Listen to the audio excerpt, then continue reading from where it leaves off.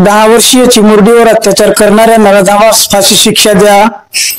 परभणी शहरात भंगार विकणाऱ्या एका 10 वर्षीय अल्पवयीन मुलीवर अत्याचार करणाऱ्या नराधमास फाशी शिक्षा देण्यात यावी या मागणीसाठी संतप्त नागरिकांनी गुरुवारी दिनांक 27 फेब्रुवारी जिल्हा पोलीस अधीक्षक कार्यालयावर मोठा मोर्चा काढला। यात महिलांचा विशेष सहभाग नोंदवून आलेला होता।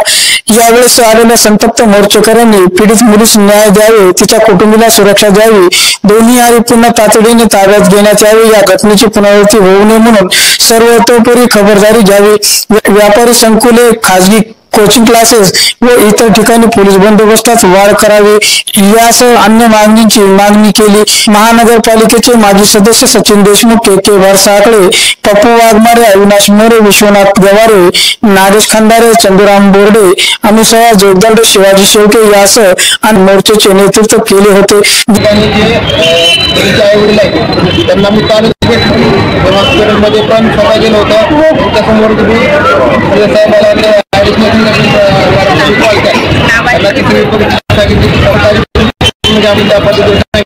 या घटनेच्या दोन आरोपी पण आपण ताब्यामध्ये घेतलेला आहे। त्याचा तपास जो आहे त्याचा तपास चांगल्या पद्धतीने होईल।